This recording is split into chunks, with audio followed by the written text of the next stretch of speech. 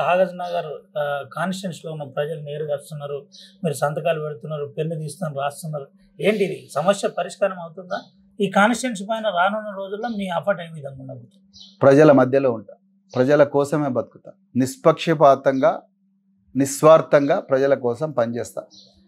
నేను ప్రజలు వాళ్ళ సమస్యలు చెప్పుకోవడానికి వస్తున్నారు. ప్రజల సమస్యకు పరిష్కారం ఏ విధంగా తీసుకురావాలన్నది నాకున్న 26 సంవత్సరాల ఎక్స్పీరియన్స్లో నాకు కొంత ఐడియా ఉన్నది. ఆ ఐడియాతోనే నేను వాళ్ళ సమస్యలని నోట్ చేసుకుంటున్నా. రావి శ్రీనివాస్ గారు లాగా నేను ఎమ్మెల్యే కాకపోయినప్పటికి కూడా కాంగ్రెస్ పార్టీ ఇన్ఛార్జ్ అని చెప్పేసి అధికారులకు అక్రమంగా ఆదేశాలు ఇవ్వను.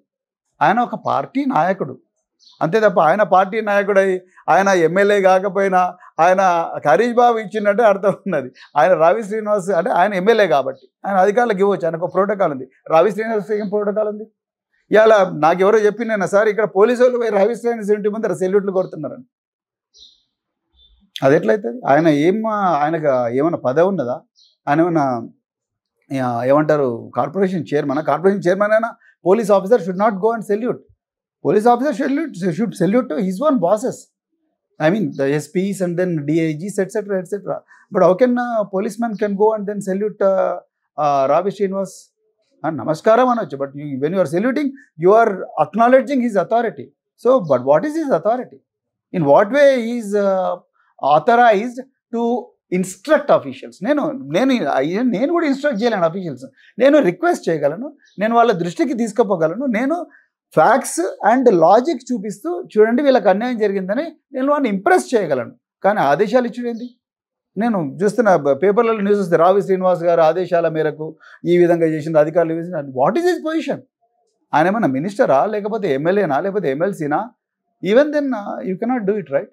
సో ఆ విధమైన పనులు నేను చేయాలి. ఎంత ఎక్కడ సమస్య ఉంటే అక్కడికి పోతా. నేను మ్యాక్సిమం టైం నేను కాన్స్టిట్యూషన్ స్పేర్ చేస్తా. ఇల్లు కూడా కొంచెం రిపేర్ చేసేది, ఈ ఇల్లు కూడా పైన ఫ్లోర్ కూడా వేయాలన్నది.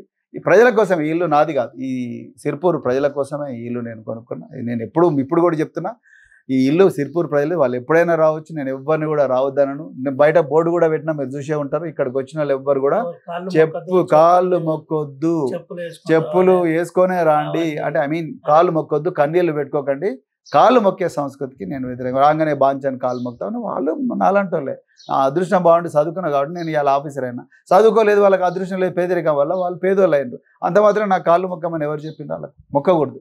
అట్లా ఎవరైనా మొక్కించుకుంటే కూడా తప్పు. నేను మన రావి శ్రీనివాసు 500 మందిని హైదరాబాద్కు తరలించుకుంటూ వచ్చిన వాళ్ళందరూ కూడా ఈయన నిలబడ్డాడు వాళ్ళ ఇంటి ముంగట. అందరూ ఆయన కాళ్ళ మీద పడుతున్నారు. అందరూ వందల సంఖ్యలో కాళ్ళ మీద పడుతున్నారు. అంటే కాళ్ళు మొక్కించుకోవడం ఏంది? మీరేమైనా రాజులా? అసలు రాజులు కూడా కాళ్ళు మొక్కించుకుంటున్నారు. అంటే ఆ సంస్కృతి పోయింది. ఇప్పుడు కొత్తగా 100 మంది తీసుకుపోయి కాళ్ళ మీద పడిన నన్ను బతికి అది అన్నది అంటే ఆ భూస్వామ్య భావజాలం అనేది తెలంగాణను నాశనం చేసింది. ఆ భావజాలం పోవాలనే నేను ప్రయత్నం చేస్తున్నా. తప్పకుండా మార్పు వస్తుందని నేను అనుకుంటున్నా. సో డెఫినెట్గా నేను ప్రాణహిత మీద మాట్లాడాను ఒక మాటలో. ప్రాణహిత సాక్షిగా ప్రాణహిత పరివాహక ప్రాంతానికి ద్రోహం జరిగింది. 2008లో డాక్టర్ బిఆర్ అంబేద్కర్ ప్రాణహిత చేవెళ్ళ సుజల స్రవంతి అనే పేరుతోని శంకుస్థాపన చేసి 2000 కోట్ల రూపాయలు ఖర్చు చేసి 4000 ఎకరాల భూములను పేదల దగ్గర నుంచి దౌర్జన్యంగా గుంజుకొని ఎకరానికి 1,00,000 రూపాయలు మాత్రమే ఇచ్చి ఇప్పటికీ 1000 ఎకరాలకు కంపెన్సేషన్ ఇవ్వకుండా కాలువలు దొబ్బి ఆ మట్టి దిబ్బలన్నీ అట్లనే ఉన్నాయి. మురికి గుంటలుగా మారిపోయినాయి. ఎందుకు పనికి రాకుండా అయిపోయినాయి. 8 లిఫ్ట్ ఇరిగేషన్ స్కీమ్లు పెట్టిండ్రు. దురదృష్టకరం ఏంటంటే ఇప్పటి వరకు కూడా ఒక్క లిఫ్ట్ ఇరిగేషన్ స్కీమ్ పనిచేస్తలేదు. ఒకవైపు ప్రాణహిత నాకు ఆశ్చర్యం వేసి కళ్ళల్లో నీళ్ళు వచ్చిన విషయం ఏంటంటే ఒకవైపు ప్రాణహిత ఫుల్గా వాడుతున్నది, మరోవైపు ఒడ్డున ఉన్న పొలాలు సాణగావ్ కానీ, తుమ్మిడిహెట్టి కానీ, వీరిదండి కానీ ఈ పొలాలన్నీ కూడా 1000 ఎకరాలు వర్షం కోసం ఎదురు చూస్తున్నారు, వానదేవుడి కోసం ఎదురు చూస్తున్నారు. లిఫ్ట్ ఇరిగేషన్ స్కీమ్లు పనిచేసి ఉంటే 1000 ఎకరాలకు భూములు వచ్చాయి. ఒక్కొక్క లిఫ్ట్ ఇరిగేషన్కు 2 కోట్లు ఖర్చు అవుతాయి. రిపేర్కు 20 లక్షలు 30 లక్షలు 2 కోట్లు ఖర్చు అవుతాయి. తిప్పి కొడితే 20 కోట్లు 30 కోట్లలో అయిపోతుంది. ఇది ప్రయారిటీయా? లేకపోతే మూసీ నది ఆధునీకరణ కోసం 60,000 కోట్లు పెడుతున్నాడు రేవంత్ రెడ్డి గారు. దానివల్ల ఎవరి జీవితాలు బాగుపడవో నాకు తెలియదు. కానీ అదే 2 కోట్లు దాంట్లో నుంచి తీసుకొచ్చి ఒక 6 కోట్లు ఖర్చు పెడితే వీరిదండి, సాండ్గాము, అదేవిధంగా తుమ్మిడిహట్టి ప్రాంతాల ప్రజల రైతుల కళ్ళల్లో ఆనంద బాష్పాలు వస్తాయి. అంటే ప్రయారిటీస్. ఇక్కడున్న ప్రజాప్రతినిధి హరీష్ బాబు గారు ఏం చేస్తున్నారు? ఎందుకు పోయి ముఖ్యమంత్రి గారి దగ్గర కూర్చుంటలేడు? ఎందుకు కలెక్టర్ దగ్గర కూర్చుంటలేడు? నా బాధ అంతా అది. ఇక్కడ ఎక్కడ చూడు గిరిజన గూడాలకు రోడ్లు లేవు. అంటే గిరిజనుల మనుషులు కాదా? వాళ్ళు ఓట్లు వేసేందుకే పనికొస్తారు, మిగతా వాడి పనికిరారా? దాని గురించి ఎందుకు ఆలోచించలేదు? పోడు భూముల సమస్య మళ్ళీ ఎందుకు వస్తుంది? అసలు నిన్న కౌటాల నుంచి తుమ్మిడిహట్టి దాకా రోడ్డు లేదు. దాదాపుగా 6 సంవత్సరాల నుంచి రోడ్డు లేదు. మరి ఎందుకు వేస్తలే రోడ్డు? అప్పుడున్న ఎమ్మెల్యే ఇప్పుడున్న ఎమ్మెల్యే నాకేం తెలియదు, నాకు ఎవరు డబ్బులు ఇస్తలే అంట. మరి ఎందుకున్నావు ఎమ్మెల్యేగా?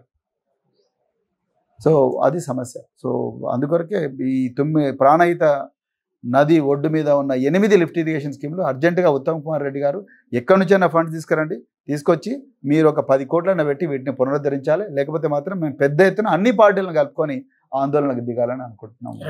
థ్యాంక్ యూ రవి గారు, థ్యాంక్ యూ వెరీ మచ్. అసలైన తొలి వెలుగు. ఫాలో వాట్సాప్ @తొలి వెలుగు అఫీషియల్.